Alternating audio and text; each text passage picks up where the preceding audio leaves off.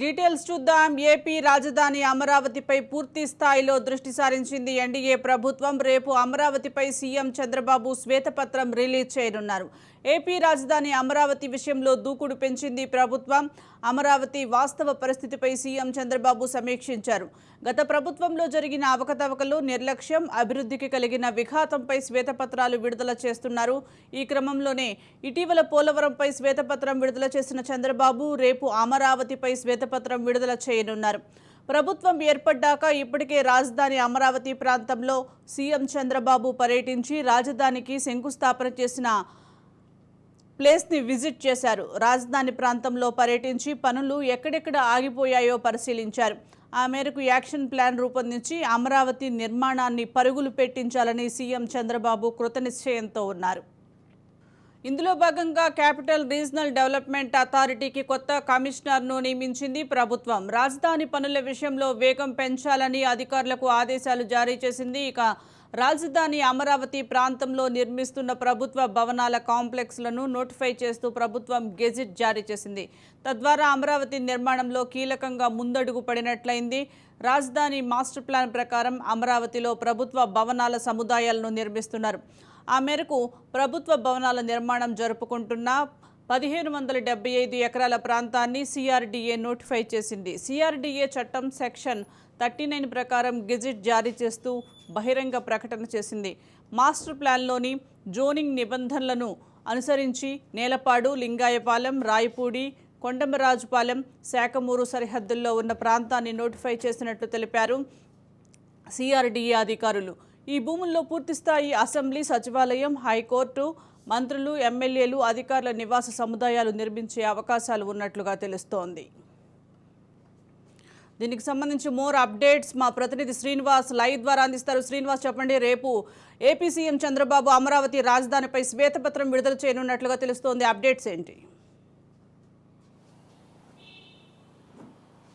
సుజాత, చంద్రబాబు నాయుడు ముఖ్యమంత్రి అయిన తర్వాత మొదటిగా పోలవరం ప్రాజెక్టుపై శ్వేతపత్రాన్ని విడుదల చేశారు. ఈ శ్వేతపత్రం విడుదల చేయడం ద్వారా ప్రజలకి ప్రభుత్వం తరపు నుంచి ఒక స్పష్టమైనటువంటి క్లారిటీ ఇస్తున్నారని చెప్పని ఆ పోలవరం ప్రాజెక్టు సంబంధించినటువంటి పూర్తి వివరాలతో పాటు పోలవరం నిర్మాణం ఎక్కడి వరకు పూర్తయింది, అప్పటి వరకు అంటే 70% పూర్తయిన పోలవరానికి అప్పటి ప్రభుత్వం ఎంతవరకు నిధులు వెచ్చించింది, అంతేకాకుండా కేంద్రం నుంచి ఎంతవరకు నిధులు తీసుకొచ్చారు, ఏ పనులు అక్కడ చేశారు, ఏ దశల వారీగా ఎంతవరకు ఈ పనులు అప్పటి ప్రభుత్వం చేసింది, తర్వాత వచ్చినటువంటి ప్రభుత్వం 5 ఏళ్ల కాలంలో ఎంతవరకు పనులు చేయడంలో వైఫల్యం చెందింది, తర్వాత టెండర్ల విషయం ఏంటి, అక్కడ నిర్మాణం జరిగినటువంటి కాఫర్ డ్యామ్ కావచ్చు, స్పిల్వే పనులు కావచ్చు, ఇవన్నీ కూడా వీటన్నిటికి సంబంధించినటువంటి పూర్తి వివరాలతో పాటు పోలవరం ప్రాజెక్టుకు సంబంధించినటువంటి శ్వేతపత్రాన్ని విడుదల చేశారు. ఈ శ్వేతపత్రం నుంచి ప్రజలకి పోలవరం ప్రాజెక్టు నిర్మాణానికి ఉన్నటువంటి కొన్ని స్పష్టమైనటువంటి క్లారిటీస్ అయితే స్పష్టత అయితే ఇవ్వటం జరిగింది. అయితే మరొకసారి అమరావతికి సంబంధించి అంటే ఈ మధ్యకాలంలోనే అమరావతి సందర్శన చేశారు. అమరావతిలో ప్రతి కట్టడాన్ని కూడా ఆయన దగ్గరుండి పరిశీలించారు. గత 5 ఏళ్ల కాలంలో అమరావతిలో ఉన్నటువంటి భూములకు సంబంధించినటువంటి ముళ్ళ కంపలతో పాటు దర్శనమిస్తున్న నేపథ్యంలో వాటిని ఇప్పటికే తొలగిస్తూ ఉన్నటువంటి పరిస్థితి ఉంది. అయితే అమరావతి నిర్మాణాలు ఏవైతే ఉన్నాయో హైకోర్టు, సచివాలయము, అసెంబ్లీతో పాటు ఎమ్మెల్యే, ఎమ్మెల్సీ క్వార్టర్స్ కావచ్చు, మినిస్టర్ని కేటాయించినటువంటి గృహ సముదాయాలు కావచ్చు, అదేవిధంగా ఐఏఎస్, ఐపీఎస్ సంబంధించినటువంటి గృహ సముదాయాలు కావచ్చు, అన్నిటినీ పరిశీలించారు. అక్కడ పెద్ద ఎత్తున ముళ్ళ కంచెలు మొలవటంతో పాటు నిర్మాణాలు ఎక్కడ పనులు అక్కడే నిలిచిపోయి ఉండటాలు కూడా ఇవన్నీ కూడా పరిశీలించడం, ఇవన్నీ అధికారులతో పాటు పరిశీలించారు. మరొకసారి అధికారులకు సంబంధించినటువంటి గత ప్రభుత్వంలో నిర్మాణాలు అమరావతి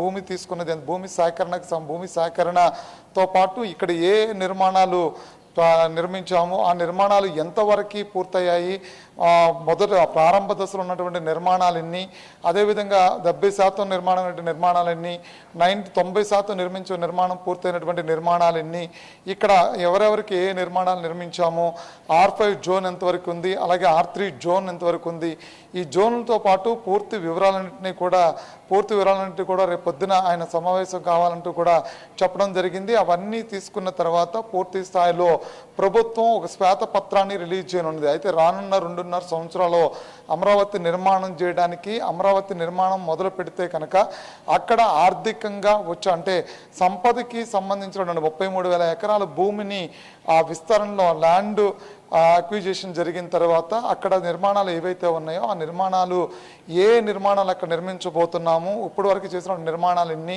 రానున్న రోజుల్లో సంపదను ఎలా సృష్టించబోతుంది రాజధాని అనే అంశాలని చాలా స్పష్టంగా చెప్పేందుకు మరొకసారి శ్వేతపత్రాన్ని ప్రజలకి రిలీజ్ చేయనున్నారు. ఇప్పటికే అనేక సందర్భాల్లో పెన్షన్ల విషయంలో కూడా చంద్రబాబు నాయుడు ప్రజలకి బహిరంగ లేఖ రాయడం కూడా చూసాము. ప్రజాప్రభుత్వానికి సంబంధించి ప్రజలు ఈ ప్రభుత్వానికి పట్టం కట్టారు, ఎన్డీఏ కూటమికి మద్దతు పలికారు కాబట్టి ఆగిపోయినటువంటి నిర్మాణాలు ప్రెస్టీజియస్గా ఆంధ్రప్రదేశ్కి జీవనాడి అయినటువంటి పోలవరం కావచ్చు, ఆంధ్రప్రదేశ్కి ముఖద్వారమైనటువంటి అమరావతి కావచ్చు, రాజధాని కావచ్చు, ఈ రెండు చాలా కీలకంగా ఉన్నాయి కాబట్టి వీటికి సంబంధించినటువంటి ఏదైతే ఈ శ్వేతపత్రాలను రిలీజ్ చేస్తారో అన్నీ కాకుండా రానున్న రోజుల్లో కీలకమైనటువంటి కొన్ని అంశాలకు సంబంధించి కూడా శ్వేతపత్రాన్ని రిలీజ్ చేయడానికి ఇప్పటికే సమయత్వమైనట్టు తెలుస్తుంది.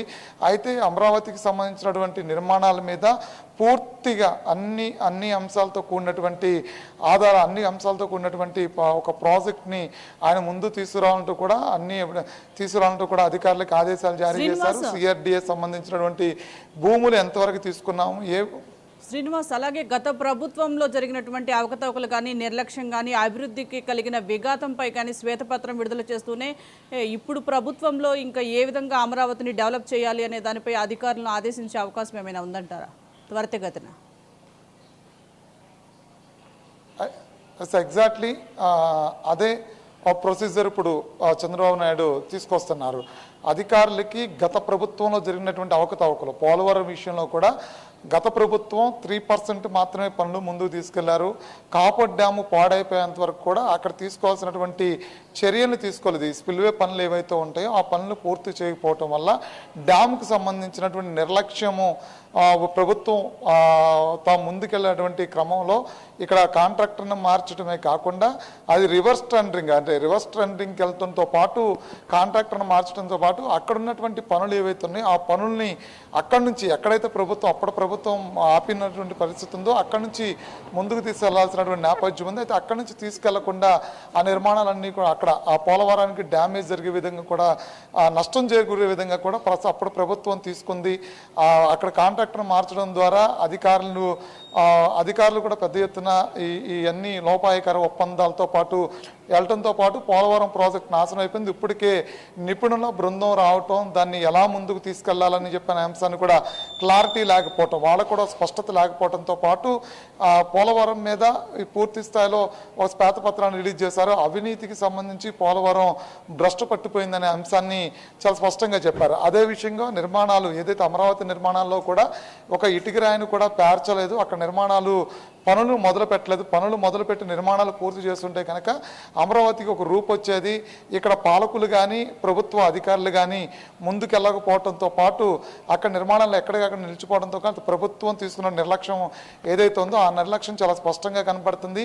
అధికారులు కూడా దానికి మద్దతు పలికారు కాబట్టి పూర్తి స్థాయిలో ఈరోజు అమరావతి ధ్వంసమైపోయినటువంటి పరిస్థితి కనబడుతుందని చంద్రబాబు నాయుడు చెప్తూ వస్తున్నారు. అయితే దానికి సంబంధించి అధికారులు అంటే ఇక్కడ గత ప్రభుత్వంలో ఉన్నటువంటి ఎంతవరకు పనులు జరిగాయి, ఆ పనులు ఎంతవరకు పూర్తి చేశారు, అదేవిధంగా అప్పటి గత ప్రభుత్వం అంటే 2014 నుంచి 19 వరకు టీడీపీ ప్రభుత్వం నిర్మాణాలు ఎంతవరకు చేపట్టింది, ఇవన్నీ ఆధారాలతో పాటు చంద్రబాబు నాయుడుకి ఒక ఫైల్ని ఇవ్వమని చెప్పని అడ్డం జరిగింది.